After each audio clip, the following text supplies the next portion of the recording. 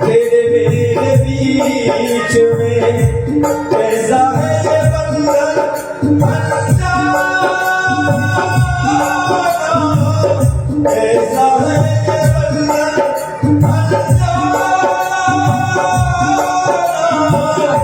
मैंने नहीं जाना तूने नहीं जाना, मैंने नहीं जाना तूने नहीं जाना, तेरे मेरे बीच में, तेरे मेरे बीच में कैसा है ये बंधन अनजाना।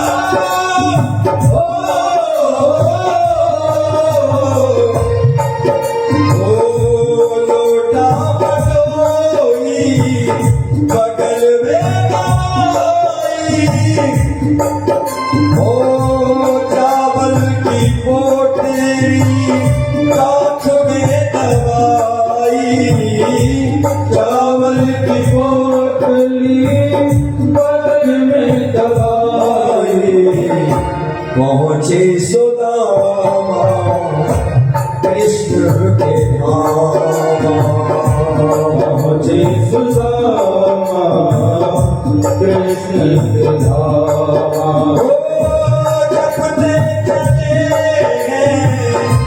जपते जपते चले हरे कृष्णा, चले श्याम सुंदर से मिलने सुदामा, चले श्याम सुंदर से मिलने सुदामा। वृंदावन बिहारी लाल की जय, जय श्री राधे श्याम, प्रेम से बोलिए राधे राधे। एक बार जोर से बोलना पड़ेगा।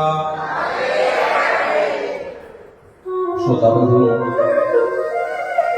सुदामा जी महाराज की जब सुबह नींद खुली तो सुदामा जी क्या देखते हैं कि सुदामा जी एक दिव्य नगर में प्रवेश कर गए। वहां के सुंदर सुबह और चिड़ियों की चहचहाहट, वृक्षों की लता पता, मानो की वो चिड़िया और वो वृक्षों की लता पता भी श्री कृष्ण श्री कृष्ण श्री कृष्ण कह रही है। सुदामा जी को एक व्यक्ति दिखाई पड़ा। सुदामा जी का भैया ये कौन सी नगरी है? उस व्यक्ति ने बताया पंडित जी ये द्वारिका नगरी है। भैया यहाँ पर कृष्ण को महल कौन सो है? उस व्यक्ति ने कहा महाराज पंडित जी यहाँ पर हमारे स्वामी का नाम ऐसे नहीं लेते, यहाँ पर हमारे स्वामी का नाम बड़े सम्मान पूर्वक लेते हैं। श्री श्री श्री 1008 श्री श्री द्वारिकादास जी महाराज। सुदामा जी ने कहा यार इतने लंबे चौड़े नाम रखोगे की जरूरत कहती जाते, कोई कृष्ण कोई गड़बड़ नाम है? अच्छा भैया हमारे तो बचपन को सखा है और अगर बाकी दर्शन है जाए ऐसे कृपा है जाए तो बड़ी कृपा है जाए। उस व्यक्ति ने बताया महाराज ये द्वारिका में 16,108 भवन बने हैं और जिसके अंदर भी आप प्रवेश करोगे उसी के अंदर कृष्ण के दर्शन होंगे।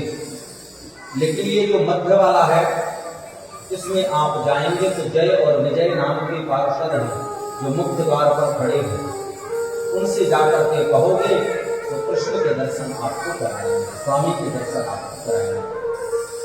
सुदामा जी गए और सुदामा जी ने जाकर के जय और विजय से निवेदन किया। ये जय और विजय कोई साधारण नहीं है, ये जय और विजय वैकुंठ में भी भगवान के पार्षद हैं।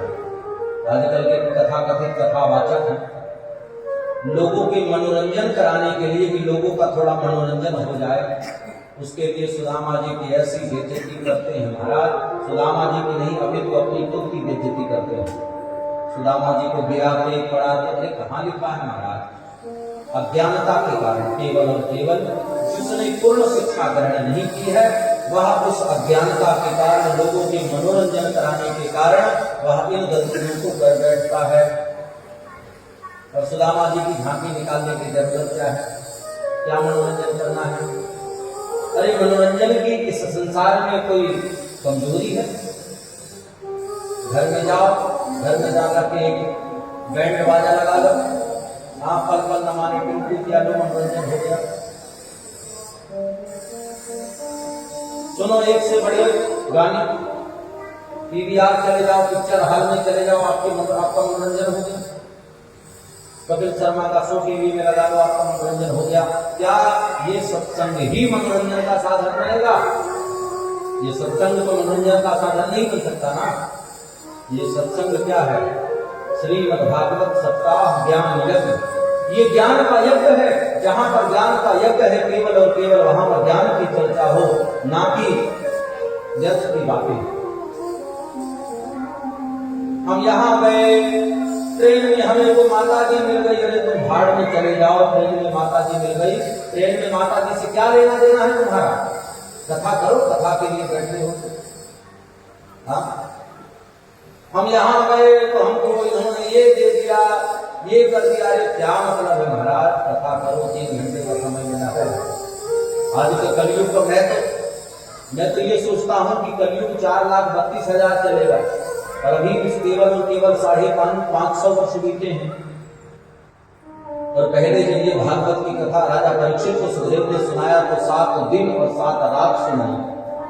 आज के समय में उससे काट करके बहुत ज्यादा कथा होती है कि 3 घंटे 4 घंटे। हम लोग भी ज्यादा नहीं खींचते, कि ज्यादा खींचेंगे तो कल से श्रोता भी आना बंद कर देंगे। इसलिए जितना तुम्हें डोज देना है उतना ही डोज दिया जाए, जितना तुम सह लो। ज्यादा पावर की दवा दे दी जाएगी तो रिएक्शन कर जाएगी, फिर आराम करने के चक्कर में फिर लेट आओगे। दिक्कत क्या है भैया? चलो तुम्हारे घंटा है सही। लेकिन मुझे लगता है कि अब 3 घंटा हो गई, आने वाले समय में 2 घंटा, फिर 1 घंटा, फिर 15 मिनट, फिर केवल और केवल कथा 3 मिनट चलेगी। ऐसे व्यास जी आएंगे और श्रोता बैठे रहेंगे और व्यास जी कहेंगे बोल वृंदावन बिहारी लाल की है गई कथा। चलो भैया, केवल और इतना ही चलेगा ना समय आने पर। अभी कथा में आप श्रवण करिएगा तो समय क्या कह रहा है, आगे समय कैसे आने वाला है, ये सब भागवत में लिखा हुआ है। और कैसे ये विचित्र समय आएगा आने वाले समय पर। श्रोता बंधुओं, आपको आगे जय और विजय मुख्य द्वार पर खड़े थे। जय और विजय से सुदामा जी ने निवेदन किया, महाराज मैं कृष्ण से मिलना चाहता हूं और मैं कृष्ण के बचपन का सखा, मेरा नाम सुदामा है। जय और विजय ने कहा, महाराज इस द्वार पर 2 व्यक्ति को आज्ञा लेने की आवश्यकता नहीं पड़ती, एक ब्राह्मण और दूसरा संत।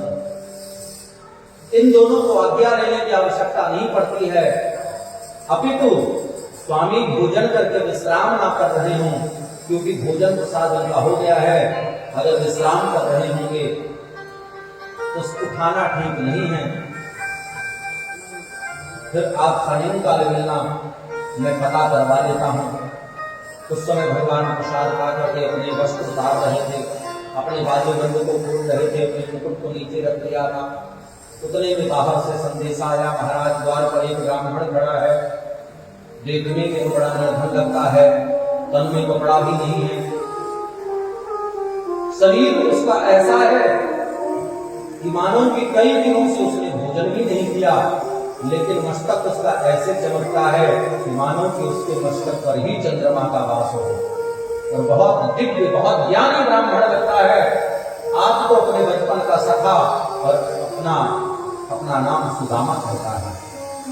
ठाकुर जी इतना सुनते ही अपनी चरण पादुका पहनना भूल गए, अपनी पीताम्बरी लहराती रही और पीताम्बरी रास्ते में छूट गई और ठाकुर जी वहां से दौड़ लगाए तो रुक्मिणी महारानी, सत्यभामा, लक्ष्मणा, भद्रा जितनी पत्नियां थी सब देख करके अचंभित हो गई कि आज इतना कौन खास आ गया कि जिनके लिए स्वामी ने अपने वस्त्र भी ठीक से नहीं देखे और अपनी चरण पादुका भी नहीं पहनी।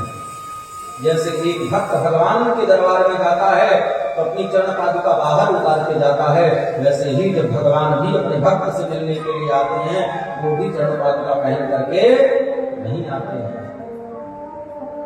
सुदामा जी को जाकर के ठाकुर जी ने गले लगाया और खूब देर तक एक दूसरे से लिपटे रहे। ठाकुर जी ने फिर ढीला छोड़ा, सुदामा जी ने भी ढीला छोड़ा। ठाकुर जी ने तो इसलिए ढीला छोड़ दिया कि डेढ़ हड्डी का मेरा मित्र है, कहीं मेरा वज्र का शरीर उसको दुख ना दे रहा हो, और सुदामा जी ने इसलिए ढीला छोड़ दिया कि मेरे शरीर में मांस तो कम है, हड्डी ही हड्डी ज्यादा है। कहीं भगवान का शरीर सुकुमार है, कोमल है, कहीं भगवान के शरीर में ये मेरी हड्डियां ना गड़ रही हो, इसलिए सुदामा जी ने ठाकुर जी को ढीला छोड़ दिया। अंदर लेकर के गए जहां पर रुक्मिणी जी और भगवान विश्राम करते हैं, वहां पर भगवान गए और भगवान जाकर के जिस बिस्तर पे भगवान शयन करते हैं उस बिस्तर पे ले जाकर के सुदामा जी को बैठा दिया। अब सुदामा जी के शरीर में धूल मिट्टी लगी है, गंदे कपड़े मैले कुचैले, यज्ञोपवीत भी मैली कुचैली।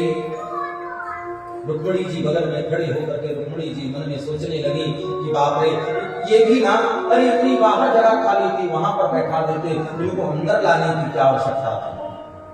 जिसको चाहते हैं उसी को पकड़कर अंदर उठा लाते हैं। भगवान ने जब रुक्मिणी जी के मन की आभा को समझा तो भगवान को बड़ा क्रोध आया। भगवान तो चरणों के पास बैठे थे और रुक्मिणी जी बगल में खड़ी थी, तो भगवान ने नेत्रों के द्वारा ही रुक्मिणी जी को इशारा किया, और रुक्मिणी जी चौंक करके देखती है, मन से इशारा किया कि नजर से नजर ने मुलाकात कर ले, रहे दोनों खामोश और बात कर ली। भगवान ने इशारे में कहा, रुक्मिणी, जो आज तुम्हें महारानी होने पर बड़ा गर्व है, बड़ा घमंड है, इसी ब्राह्मण ने तुम्हें महारानी बनाया है। जब तुम्हारा भाई शिशुपाल, जब तुम्हारा भाई रुक्मी शिशुपाल के साथ में विवाह करने के लिए जा रहा था, तो इसी ब्राह्मण ने पत्र लेकर के मेरे पास में आया। अगर तुम्हारे भाई को पता लग जाता तो तुम्हारा भाई उस ब्राह्मण के टुकड़े टुकड़े कर डालता, और अपनी मृत्यु की चिंता न करके मेरे पास पत्र लेकर के आया। तब तुम इस महल की रानी बनी। नहीं, सुनो, इस महल की तुम दासी भी बनने के लायक नहीं थी। रुक्मिणी जी को लगा कि भगवान की ये कोई परम है, अतिशय प्रिय है। रुक्मिणी जी के तब भाव बदल गए। रुक्मिणी जी दौड़ दौड़ के काम करने लगी, कहीं सोने की थाल ले आती, कहीं लोटा ले आती, लेकिन भगवान को जरूरत ही नहीं पड़ी थी। राधा कृष्ण के लिए रोई, लेकिन कृष्ण सुदामा के लिए रोई। भगवान ने अपने अस्त्र के द्वारा ही उनके पाद प्रक्षालन कर दिए, और पाद प्रक्षालन करके अपने मित्र को बहुत प्रेम किया, बहुत लाड किया। थोड़ा विरोध करने लगे, हंसने लगे एक दूसरे पर। और सुदामा जी बार बार यही कहते हैं कि भैया तुम्हारी भाभी सुशीला, ओहो क्या कहना उसका। मानो कि सुदामा जी कहना चाहते हैं कि आज जो मैं तुम्हारे पास हूं वो मेरी पत्नी की देन है। अगर मेरी पत्नी ना कहती तो मैं अभी भी तुम्हारे पास आता नहीं और तुम्हारे दर्शन भी ना कर पाता। इसलिए बार बार अपनी पत्नी की बड़ाई करते हैं, मेरी पत्नी, मेरी पत्नी, मेरी सुशीला, मेरी सुशीला।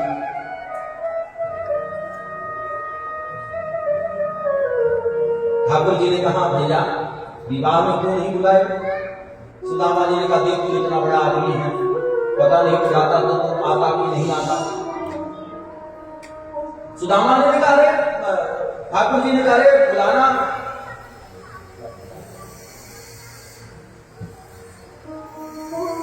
ठाकुर जी ने कहा, बुलाना तो चाहिए, आना ना आना वो तो मेरे ऊपर बात।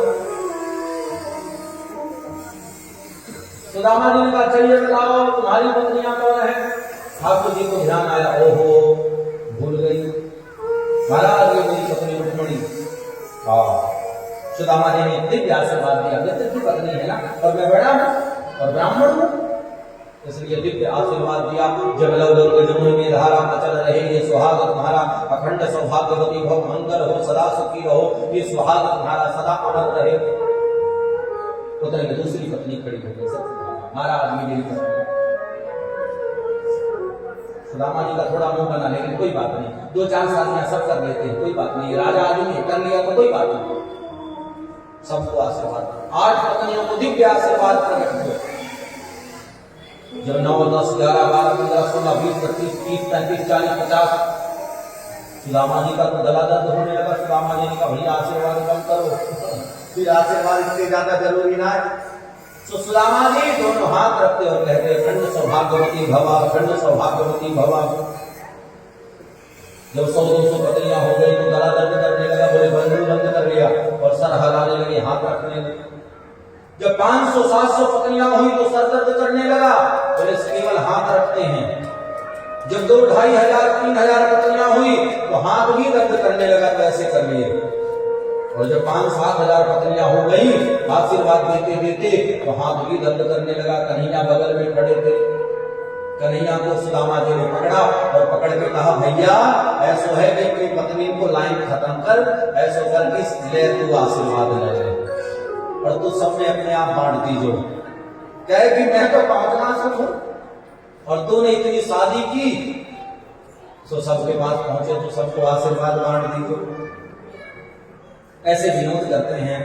और एक दिन तो नारद जी के मन में ऐसी शंका हुई कि भगवान की इतनी पत्नियां हैं, क्या भगवान सबको समय दे पाते होंगे? तो सुदामा जी हर भवन में प्रवेश करते हैं। सुदामा जी ने क्या देखा? बोली जितनी पत्नियां उतने कृष्ण, जितनी पत्नियां उतने कृष्ण। 16,108 पत्नियां हैं तो 16,108 कृष्ण हैं। बोलो राधे राधे। तो सबंधु सुदामा जी जब चलने लगे, सुदामा जी ने मन में सोचा कि ज्यादा देर रुकना भी ठीक नहीं है, ज्यादा देर रुकेंगे तो ये भी उचित नहीं है। जितनी देर रुकेंगे उतनी देर ये मेरे पीछे पीछे लगा रहेगा, इसलिए राजा है, बड़ा आदमी है, इसको भी अपना काम कर देगा, कोई बात नहीं। सुदामा जी जब चलती है तो ठाकुर जी ने कहा भैया अभी विधि नहीं है क्या मेरे लिए? सुदामा जी को ध्यान आया, ओहो जैसे पोटली बांधी थी, पोटली कवर में अपने कांख में दबाने लगे। भगवान को लगा कि अब चोरी नहीं, और भगवान ने पोटली को छीन लिया, खींच दिया। पोटली का चावल की गांठ खुल गई और पोटली जमीन में गिर पड़ी और चावल जमीन में बिखर गए। भगवान ने फटाफट दौड़ दौड़ करके कहीं इस कोने में जाए, कहीं इस कोने में जाकर के एक एक दाने को इकट्ठा किया। जैसे भूखी पक्षियां खाती हैं वैसे ही भगवान ने एक मुट्ठी भरा, 2 मुट्ठी भरा, तीसरी मुट्ठी में रुक्मणी जी ने हाथ पकड़ लिया, प्रभु बस करो। मानो कि रुक्मणी जी के कहने का मतलब है तो 2 में तो तुमने सब कुछ दे दिया, अब तीसरे में क्या हमें भी दे दो।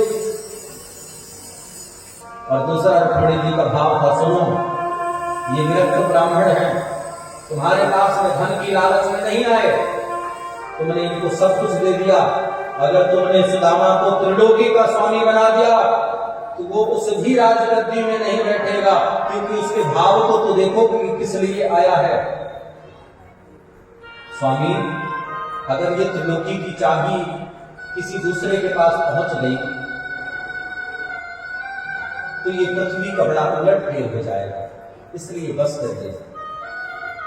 और एक रुक्मणी जी का भाव यह भी था कि सुदामा जी ब्राह्मण है और सुदामा जी के घर से ये चावल आया है तो ये प्रसाद है, आपने 2 मुट्ठी खाया और हम भी 16,108 में हैं, तो कम से कम आधा आधा दाना तो हमको भी मिले। प्रसाद समझने के लिए हाथ को पकड़ा। जब सुदामा जी चलने लगे तो सुदामा जी ने कहा भैया तेरी भाभी ने एक संदेशा कहा है। सुदामा जी ने कहा कृष्ण? भाभी ने कहा कि 1 माह 2 पाख में दो एकादशी होय। अहे प्रभु दीन दयाल जो, यह नित्य एकादशी हो। ठाकुर जी ने कहा भैया जाकर के मेरी भाभी से कह देना कि होना था जो हो गया, अब कबहू ना हो। भाभी तेरे भवन में नित्य द्वादशी हो। सुदामा जी चल दिए और सुदामा जी जब रास्ते में चलते रहे तो सुदामा जी ने मन में विचार किया कि देखो धन तो कुछ नहीं दिया, लेकिन मुझे प्रेम कितना दिया जो मेरे जीवन में काम आएगा। सुदामा जी जैसे ही अपने गांव में पहुंचे तो सुदामा जी के नाम से एक नगर बन गया जिसका नाम था सुदामा नगर। सुदामा जी की जहां कुटिया थी वहां दिव्य महल प्रकट हो गया, दिव्य महल बन गया। दास नाव पर जाकर साल लग गए। सुदामा जी की पत्नी सुदामा जी का स्वागत करने के लिए आई और सुदामा जी उस महल में कदम भी नहीं रखते और सुदामा जी महल से बाहर अंदर में कुटिया बना करके पुनः कृष्ण का भजन करने लगे। जो संपत्ति से प्रेम नहीं करता, केवल कृष्ण से प्रेम करता है, उसको कृष्ण मिलते हैं, और जो संपत्ति से प्रेम करता है उसको केवल संपत्ति मिलती है। जहां काम है वहां राम नहीं, जहां राम है वहां काम नहीं। अगर तुम भगवान से संसार की वस्तु मांगते हो तो तुम भगवान को बिल्कुल मत मांगो, क्योंकि तुम मांगोगे भी तो तुम्हारे पास वो नहीं आएगा। तो तुमको दो में एक चुनना पड़ेगा, या तो राम या तो काम। जहां राम है वहां काम नहीं, जहां राम रहता है ना वहां काम नहीं रहता है, और जहां राम है वहां काम है। और जहां काम है वहां राम कहां? जहां काम है वहां राम नहीं है, जहां राम है वहां काम नहीं है, इसलिए एक ही चुनना पड़ता है। प्रेम से बोलो राधे। सुखदेव जी महाराज राजा परीक्षित को कहते हैं, राजन इस प्रकार से भगवान सुदामा जैसे गरीब ब्राह्मण के ऊपर भी, दीनहीन ब्राह्मण के ऊपर भी बड़ी कृपा की। सुखदेव स्वामी आगे कथा सुनाते हैं कि राजन एक बार बलराम जी को वृंदावन घूमने की इच्छा प्रकट हुई। बलराम जी जैसे ही वृंदावन की मन में इच्छा रखते तो बलराम जी को गोवर्धन की तरह की वृंदावन में यमुना का किनारा, नंद बाबा, माता यशोदा याद आने लगी, वो गोप गोपियां याद आने लगे। बलराम जी तो वृंदावन वापस लौट के गए, लेकिन कृष्ण कभी वृंदावन वापस लौट के नहीं गए। बलराम जी गए और जाकर के बलराम जी सबके दर्शन किए और बलराम जी के मन में यमुना में क्रीड़ा करने की इच्छा प्रकट हुई। बलराम जी यमुना के किनारे गए और यमुना के किनारे जाकर के यमुना को कहा कि हे यमुना, मेरे मन में क्रीड़ा करने की इच्छा है, तुम मेरा सहयोग करो। यमुना ने नहीं सुना, 2 बार कहा नहीं सुना, 3 बार कहा नहीं सुना। तो बलराम जी को क्रोध आया और बलराम जी ने अपना हल उठाया और हल उठा करके कहा, यमुना तू मेरी बातों की अवहेलना कर रही है, और अगर मैंने ये हल चला दिया तो तेरा सर्वनाश हो जाएगा और तू नालियों में बढ़ जाएगी, तेरा अस्तित्व मिटा दूंगा मैं। यह गर्जना सुनकर के यमुना डर गई और यमुना जी तुरंत प्रकट हुई और प्रकट होकर के यमुना जी ने बलराम जी से क्षमा याचना की और क्षमा याचना करके बलराम जी की क्रीड़ा में बलराम जी का साथ दिया। आगे चल करके एक कारूस देश का राजा था जिसका नाम था पौंड्रक। वह पौंड्रक नकली कृष्ण था। वह पौंड्रक जो था वो नकली दो भुजा लगा करके और अपने आप को भगवान कहता था कि वो द्वारिकाधीश झूठा है, मैं सच्चा हूं।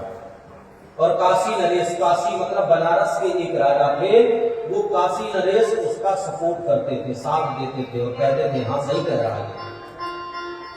रुक्मी जो विदर्भ देश के राजा हैं, जो रुक्मणी जी के भाई हैं, वो भी उसका सपोर्ट करते थे। शिशुपाल, ये सब भगवान के दुश्मन थे, ये भी सपोर्ट करते थे। भगवान गए और भगवान जाकर के कौंडक का वध किया।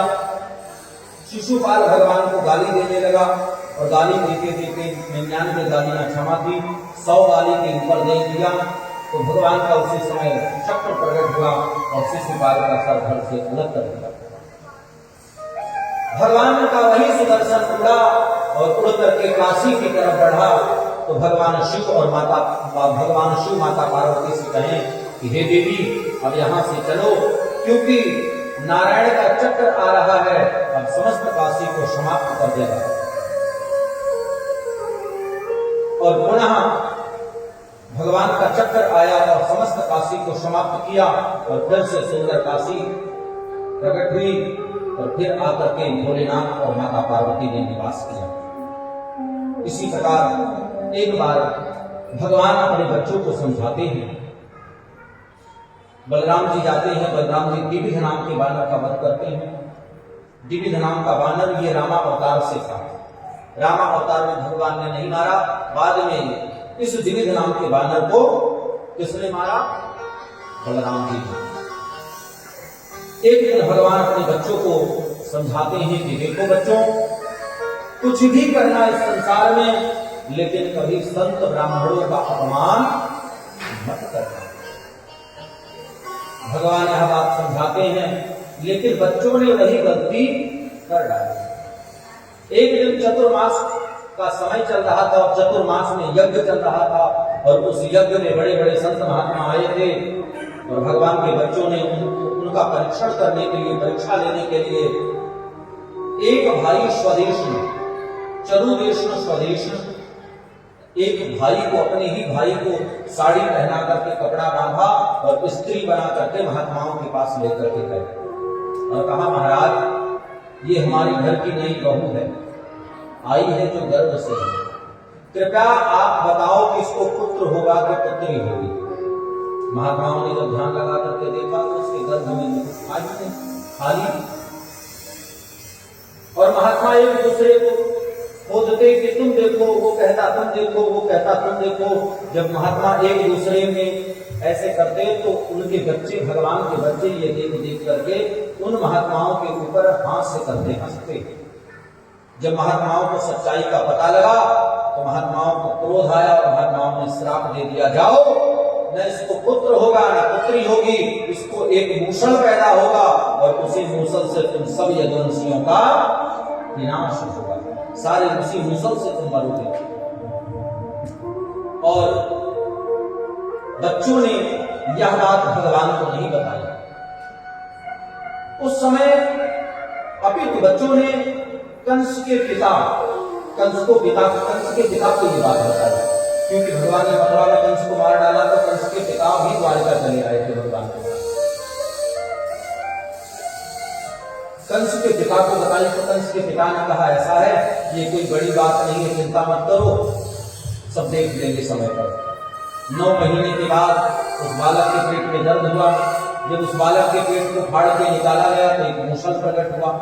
उस मूसल को लेकर के गए समुद्र के किनारे, एक पत्थर में घिस घिस करके चूर्ण बना दिया और चूर्ण बना करके समुद्र किनारे छींट दिया और उसका एक अंतिम कोना बचा, उसको समुद्र में फेंक दिया। उसको एक मछली ने निकल गया, उस मछली को एक मछुआरे ने पकड़ा और जब उसके पेट को फाड़ा तो उसने सोचा कि बाण में लगाने के लिए बड़ा सुंदर हिस्से शिकार अच्छा होगा और उसने अपने बाण में लगा दिया। धीरे धीरे वो है वह चूर्ण एक घास में परिवर्तित हो गई, घास बन के उग गई। एक वही द्वारिका में यज्ञ चल रहा था, आपस में यदुवंशी झगड़ा किए, भगवान समझाने के लिए आए और भगवान का अचानक हाथ उस घास में पड़ा जैसे ही उस घास में पड़ा तो घास को स्पर्श करते ही वह घास मूसल में परिवर्तित हो गया। जब सभी यदुवंशियों ने देखा तो सभी यदुवंशी उस घास को उखाड़ते तो मूसल बन जाता और सभी यदुवंशी आपस में लड़ लड़ के मर गए। भगवान अकेले बचे। भगवान को इस बात का ज्ञान हुआ कि गांधारी जो दुर्योधन की मां है, उन्होंने श्राप दिया था कि जैसे मेरे सामने मेरे पुत्रों का नाश हुआ वैसे तेरे सामने तेरे भी पुत्रों का नाश होगा और तेरी द्वारिका किसी समुद्र में डूब जाएगी। भगवान समझ गए कि अब गांधारी का श्राप भी सच होने वाला है, इसलिए भगवान द्वारिका छोड़ दिए। और उस समय अर्जुन भगवान से मिलने के लिए आए थे, तो अर्जुन ने अपनी पत्नियों को भगवान को दे दिया कि तुम ले जाकर के इनकी रक्षा करना। अर्जुन लेकर जा रहे थे, रास्ते में कुछ डाकुओं ने हमला किया और हमला करके उन डाकुओं ने भगवान की पत्नी को लूट लिया, ले गए थे अपने घर। वही संतों ने कहा कि ये क्या है, तो वही भगवान कहते हैं कि भगवान कहते हैं कि यही तो मेरी माया है। भगवान की माया क्या है? एक बार सुदामा जी ने भगवान से पूछा कि कृष्ण तेरी माया क्या है, अपनी माया बता। तो कृष्ण ने सुदामा जी से कहा कि तुम अपनी आंखें बंद करो। सुदामा जी अपनी आंखें बंद किए तो सुदामा जी एक बड़े सुंदर नगर में पहुंच गए। सुदामा जी को जब सबने देखा, पंडित जी पंडित जी पंडित जी पंडित जी, बड़ा सम्मान बड़ा मान। सुदामा जी जब वहां से जाने लगे तो गांव के लोगों ने कहा आपको कहीं जाने की जरूरत नहीं है, आप यहीं रहो। सबने धन संपत्ति दे दिया। सुदामा जी के विवाह, सुदामा जी की शादी करा दी, सुदामा जी के बाल बच्चे हो गए। एक दिन सुदामा जी की पत्नी का देहांत हो गया, मर गई। और उस गांव का एक रिवाज था कि जब पत्नी मर जाती तो पति को भी साथ में जलाया जाता था। जब सुदामा जी की पत्नी को चिता में बैठाया तो सुदामा जी को भी सब वही गांव के लोग, जिस गांव के लोगों ने उनको सम्मान दिया, जिस गांव के लोगों ने उनको सर पे बैठाया, उनको संपत्ति दी, धन दिया, दौलत दिया, उन्हीं गांव के लोगों ने, जिन गांव के लोगों ने उनकी शादी कराई और उन गांव के लोगों ने उनका जीवन यापन किया, उसी गांव के लोग पकड़ करके आज सुदामा जी को चिता में बैठाने लगे। जैसे ही चिता में बैठाए और नीचे से आग लगी, सुदामा जी घबराए और सुदामा जी के बगल में भगवान खड़े हुए थे।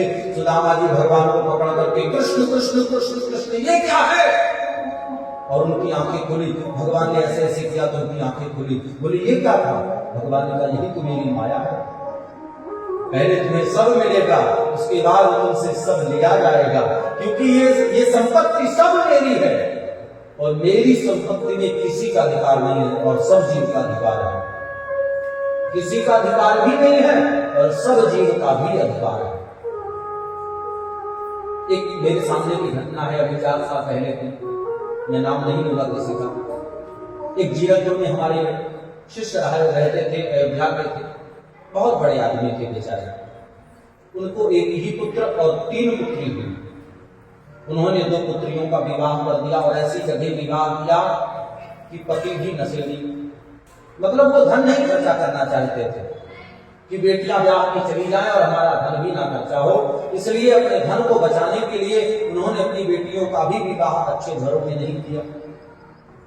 सब बेटियां, किसी का पति छोड़ दिया तो किसी का पति रोज मारता है, रोज कूदता है। अचानक 4 साल पहले उनकी मृत्यु हो गई, मर गए, शरीर छोड़ दिया उन्होंने। उनकी इतनी संपत्ति, करोड़ों की संपत्ति, आपके इसी चंडीगढ़ पंचकुला में उनके 10-10, 12-12 मकान। एक मकान को अभी मुझे सूचना मिली कि एक मकान को एक किराएदार ने कब्जा कर लिया। अभी मुझे सूचना मिल रही है कि उनका बेटा किसी लड़की को लेकर के भाग गया और दिल्ली में 61 लाख का घर बना के रहता है, जहां बूढ़ी मां केवल अकेले रहती है। और धीरे धीरे उनके बहू बेटे सब धीरे धीरे संपत्ति के चक्कर में लगे हैं और धीरे धीरे देख लेना सब हड़प जाएगी, सब लुट जाएगा, सब बर्बाद हो जाएगा। इसीलिए गांव के बड़े बुजुर्गों ने कहावत कही कि सूम का धन शैतान ही खाता है। तो भगवान तुमको सब दिया और तुमसे कब ले लेगा कोई जानता नहीं है। इसलिए अगर भगवान ने दिया तो उसे खर्च करना सीखो, खर्च करो। लक्ष्मी जी जब हमें देती हैं तो हमारी कुछ जगह कील गाड़ देती हैं। जब लक्ष्मी हमारे पास आती है ना तो हमारे शरीर के अंदर कुछ जगह कील गाड़ के आती है। पहला तो पांव में कील गाड़ती है कि हम इस पैरों के द्वारा कहीं तीर्थों में ना जा पाए, पैसे वालों की दशा है। दूसरा कील गाड़ती है हाथ में कि हम इस हाथ से दान ना कर पाए। तीसरा मुंह में कि हम इस मुख से भजन ना कर पाए, भगवान का नाम ना ले पाए। और चौथा ये कान में कि हम भगवान का नाम ना सुन पाए। तो लक्ष्मी जब आती हैं तो कुछ जगह कील गाड़ देती हैं कि तुम इससे वंचित रहो, तुम इससे दूर रहो। इसलिए जब धन आए तो उस धन को सत्कर्म में लगाओ, ज्यादा जोड़ने के चक्कर में मत पड़ो, सब लुट जाएगा, सब बर्बाद हो जाएगा। जोड़ो मत बहुत ज्यादा, यहां भी प्लाट ले ले, वहां भी ले ले, यहां भी घर, वहां भी कर ले, क्या करोगे क्या? जब तुम्हारे पास में एक कमरा था तब भी चल रहा था, और जब 10 कमरे का हुआ तब भी चला, और जब तुम्हारे पास में 50 कमरे का होगा तब भी तुम्हारा नहीं चलेगा और ना चलने वाला है, क्योंकि मन बड़ा चंचल है, इसे कैसे मैं समझाऊं। प्रेम से बोलो राधे राधे। इस प्रकार भगवान द्वारिका को छोड़ करके एक घनघोर जंगल में एक वृक्ष के नीचे बैठे सो रहे, लेटे थे और भगवान के चरण चमक रहे थे। जिस मछुआरे ने, जिस शिकारी ने उस मछली को पकड़ करके उस बाण को अपने बाण में उस अंतिम कण को लगाया, उसने सोचा कि ये हिरण की आंख है चमक रही है, और हिरण की आंख समझ करके और हिरण को समझ करके भगवान के चरणों में उसने बाण मार दिया। और भगवान उसी बाण को निमित्त बना करके इसी धरती पर अपना शरीर छोड़ करके चल दिए, और भगवान के शरीर से ज्योति प्रकट हुई और ज्योति आकर के इसी भागवत में समाहित हो गई। इसलिए ये भागवत कोई साधारण नहीं, ये भागवत ही स्वयं भगवान है। इसलिए जीते जी तो जीते जी, मरने के बाद भी जो मुक्ति दिला दे उसी का नाम है भगवान। हम लोग आरती गाते हैं ना कि भागवत भगवान की है आरती, पापियों को पाप से है तारती। हाँ, ये भागवत ही भगवान है। आप राम कथा उठा लो, शिव पुराण उठाओ, देवी भागवत उठाओ, सब यही शास्त्र कहेगा कि आओ हम तुम्हारा कल्याण करेंगे, लेकिन कब तक जीते जी, मरने के बाद भी कोई गारंटी नहीं है। लेकिन ये भागवत ऐसी कथा है कि कहती कि जीते जी तो तुम्हारा कल्याण करूंगी ही करूंगी, मरने के बाद भी तुम्हारा कल्याण करे। ऐसा केवल वो परम पुरुष ही हो सकता है, वो कर्तुम अकर्तुम नहीं हो सकता है, दूसरा कोई। सुखदेव जी महाराज राजा परीक्षित को अंतिम कथा सुना करके कहते हैं, राजन अब तुम अपने मृत्यु का इंतजार करो, तुम्हें मृत्यु आएगी और तुम अपने शरीर को छोड़ देना। और देखते ही देखते उनके पुत्र जन्मेजय ने एक सर्पों का यज्ञ किया, और उन्होंने सर्पों का इसलिए यज्ञ किया कि सभी सर्पों को मार डालूंगा तो मेरे पिता की मृत्यु नहीं होगी। सभी सर्पों का यज्ञ किया, सभी सर्प मर गए, लेकिन तक्षक नहीं आया। तक्षक जाकर इंद्र के आसन में लपट गया, और जब तक्षक के नाम से आहुति डाली गई तो तक्षक इंद्र के आसन सहित चला आ रहा था। देवताओं में खड़मंडल मच गया और हाहाकार मचने लगा। ये हुआ कि महाराज ऐसा मत करो, देवराज इंद्र अगर जल करके भस्म हो गए तो बड़ा हाहाकार हो जाएगा, कहां से दूसरा देवराज इंद्र पाएंगे। 100 अश्वमेध यज्ञ करने वाला देवराज इंद्र बनता है। ऐसा कौन सा प्रतापी व्यक्ति है जो 100 अश्वमेध यज्ञ करेगा तुरंत? इसलिए जो होना है वो होकर रहेगा, जिसको मरना है वो मरेगा। राजा रण फकीर, और अब तो तुम्हारे पिता को इस शरीर से मोह ही नहीं रहा। परीक्षित जी ने तुरंत अपने पुत्र जन्मेजय से कहा, पुत्र कुछ मत करो, हम मुझे शरीर छोड़ने दो, मुझे अभी शरीर से कोई मोह नहीं है। तक्षक आया और तक्षक के स्पर्श करने से पहले ही परीक्षित ने अपने शरीर को छोड़कर और भगवान के वैकुंठ चले गए, भगवान के परम धाम को चले गए। इसी प्रकार ये कथा यहीं पर विश्राम होती है। बोलो वृंदावन बिहारी लाल की जय। हमारे साथ भागवत का अंतिम श्लोक सभी लोग बोले। नाम संकीर्तनम यस्या नाम संकीर्तनम यस्या सर्व पाप प्रणाशनम सर्व पाप प्रणाशनम प्रणामो दुःख समनस्तम प्रणामो दुःख समनस्तम नमामि हरिं परम नमामि हरिपरम नाम संकीर्तनम यस्या नाम संकीर्तनम यस्या सर्व पाप प्रणाशनम सर्व पाप प्रणाशनम प्रणामो दुःख समनस्तम प्रणामो दुःख समनस्तम नमामि हरिं परम नमामि हरिपरम। नाम संकीर्तनम यस्या, इसका मतलब है कि इस कलयुग में केवल और केवल नाम संकीर्तन ही, ये भागवत का अंतिम श्लोक है कि नाम संकीर्तन ही हम सब जीव का कल्याण का मार्ग बनेगा। नाम संकीर्तन करने से हमारे समस्त दुखों का नाश होगा, इसलिए ज्यादा से ज्यादा भगवान का नाम और भगवान का कीर्तन हर घर में होना चाहिए, हर घर में करें। आगे भागवत में है कि कलयुग की आयु 4,32,000 है, जिसमें कलयुग अभी तक 5,500 वर्ष बीता है। आने वाले घोर कलयुग में, सतयुग में हम लोगों की 1,00,000 साल आयु थी, त्रेता में 10,000 साल और द्वापर में 1,000 साल, और इस कलयुग में कितनी है हमारी आयु? 100 साल। 100 साल ही जीता है ना सब। 100 साल की आयु में आने वाले घोर कलयुग में केवल और केवल हम सब की उम्र 10 वर्ष बचेगी, और उसी 10 वर्ष में हमारी शादी हो जाएगी, बच्चे हो जाएंगे, नाती पोता हो जाएंगे, और हमारी लंबाई केवल और केवल एक चने के पेड़ के बराबर ही रह जाएगी। उस समय घोर कलयुग में ना तो माँ के प्रति पुत्र का संबंध बचेगा और ना तो भाई के प्रति बहन का संबंध बचेगा, सब एक दूसरे से धसम पसम चलेगा ऐसे ही। और तब दिल्ली शहर में रावण का पुत्र मेघनाथ जन्म लेगा और समस्त धर्मानुरागियों को परेशान करेगा, यज्ञ अनुष्ठान नहीं होने देगा। तब भगवान संभल नाम के ग्राम में एक ब्राह्मण के घर में कल्कि का अवतार लेंगे, और कल्कि का अवतार लेकर के कलयुग का अंत कर भगवान पुनः धर्म की स्थापना करेंगे और पुनः सतयुग आएगा। बोलो वृंदावन बिहारी लाल की जय हो। भगवान सब पर कृपा करे। मैं श्री धाम वृंदावन की पावन पूरी धरती से पधारा हुआ संत ब्रह्मदेव के ठाधीश्वर श्री श्री प्रेम मूर्ति जी महाराज, मेरा जो शरीर है पीछे से वो तीर्थराज प्रयाग का है।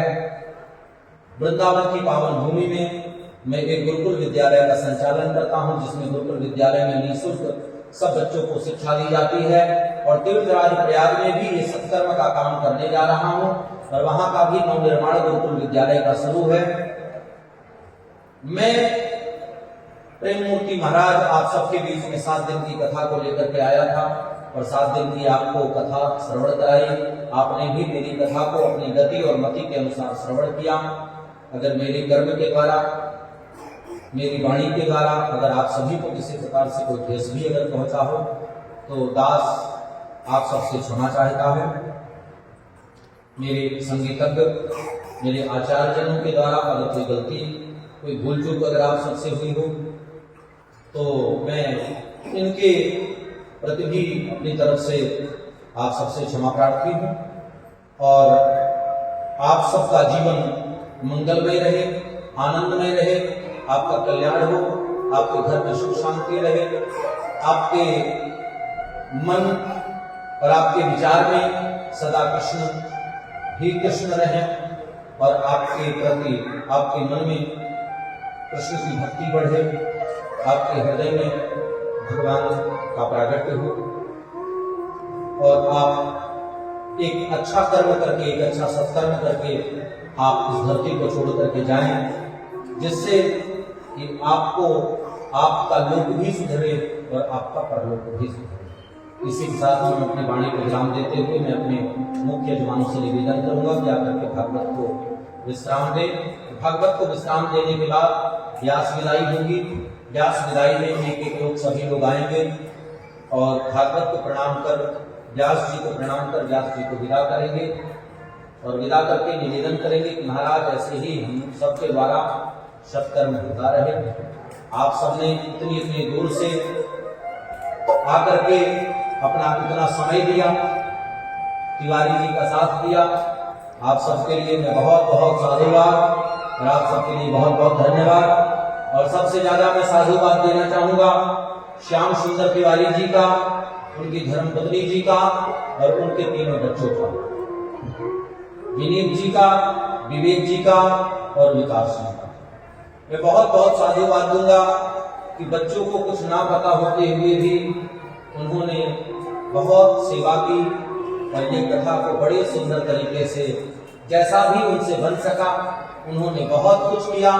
मन उनसे बहुत प्रसन्न है और उनको और उनके पूरे परिवार को बहुत बहुत मैं मन से हृदय से आशीर्वाद देता हूँ कि नित्य ऊंचाइयों को प्राप्त करें, नित्य तरक्कियों को प्राप्त करें और ठाकुर जी आप सब पर भी कृपा करें और हमारा आशीर्वाद आप सब पर भी विशेष है। बोल वृंदावन बिहारी लाल की जय।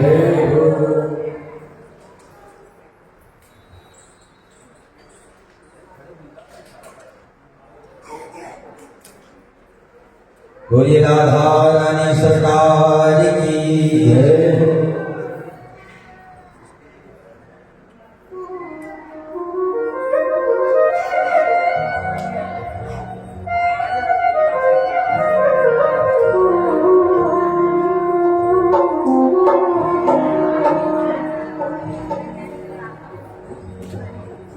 मिलन आज तक था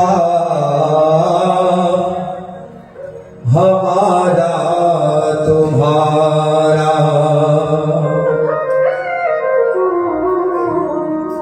रही जिंदगी को,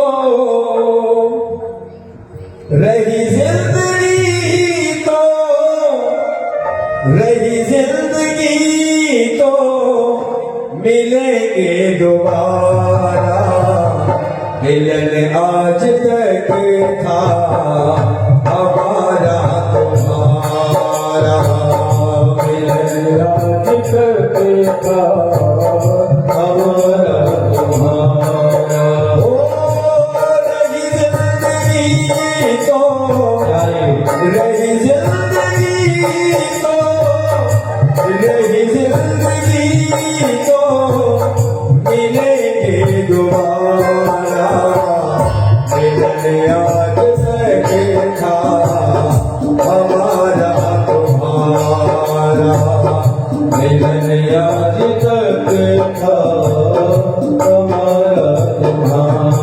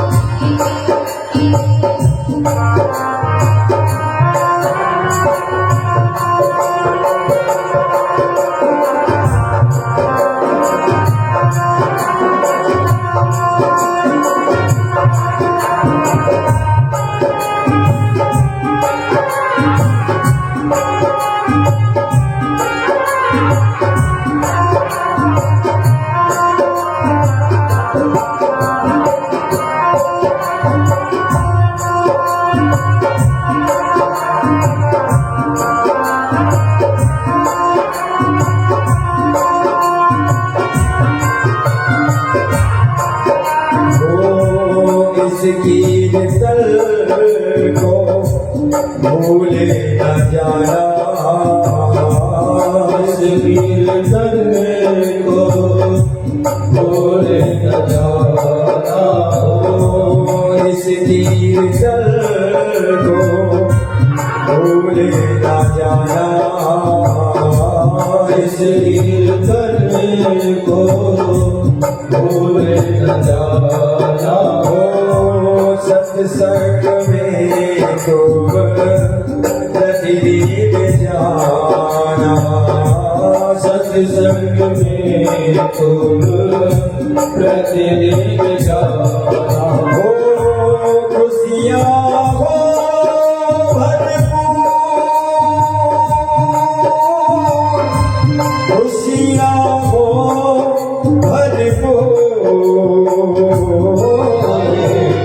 मिलन आज करके था हमारा तुम्हारा मिलन आज तक था तुम्हारा हमारा रही जल्दी तो मिलेंगे दोबारा मिलन आज करके था हमारा तुम्हारा मिलन आज तक था तुम्हारा हो जुग जुग जीवे ये फूलवारी जुग जुग जीवे यह फूलवारी हो दया करे तुम पर्वत वारी दया करे तुम पर्वत वारी आशा हो भरपूर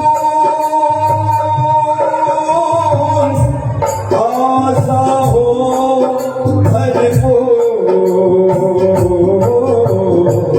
मिलन आज तक था हमारा तुम्हारा मिलन आज तक था हमारा तुम्हारा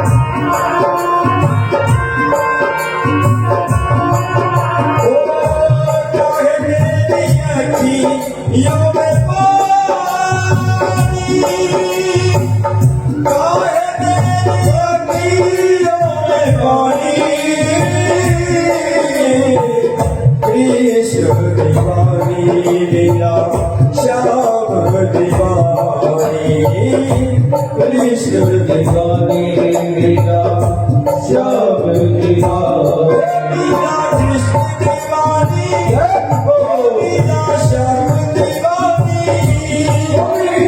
कृष्ण दीवानी लीला श्याम दीवानी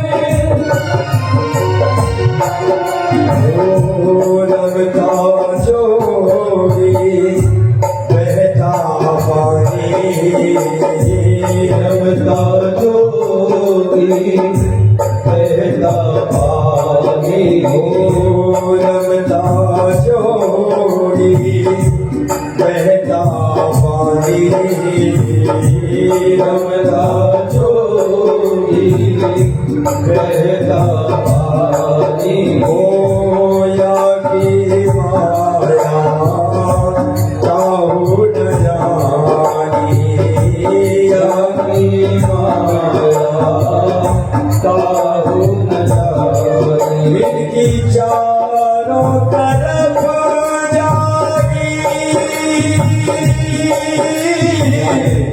चारों तरफ जागी मिलन आज तक था हमारा तुम्हारा मिलन आज तक था हमारा तुम्हारा हो रही जिंदगी को रही जिंदगी को रही जिंदगी को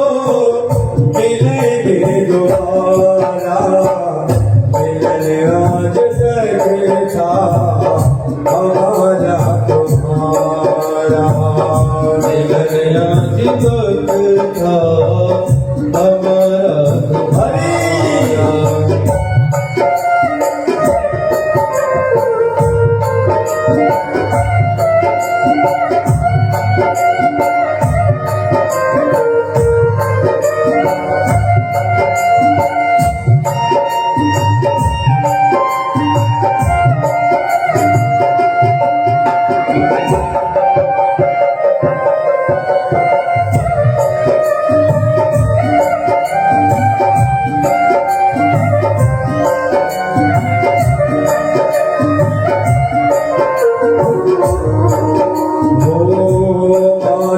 पिता और भाई रहना पिता और भाई रहना। भूल चूक की माफी देना भूल चूक की माफी देना। मात पिता और भाई बहना हमारे पिता और भाई बहना। भूल चूक की माफी देना भूल चूक की माफी देना। मैं हूँ ब्रह्मचारी, मैं हूँ ब्रह्मचारी। मिलन राज तक था हमारा तुम्हारा मिलन आज तक था हमारा तुम्हारा।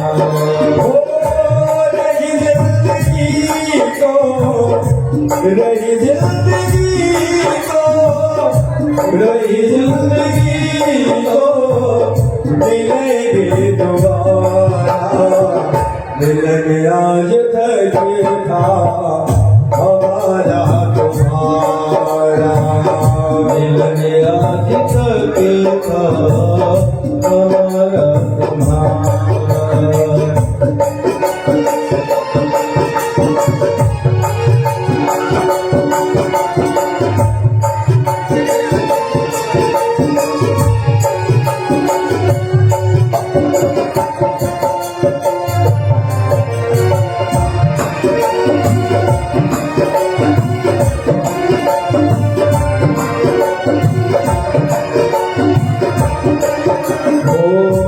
करूँ श्याम से मैं ये विनती करूं श्याम से मैं यह विनती। करूँ श्याम से मैं ये विनती करूं श्याम से मैं यह विनती। फिर से मिलन हो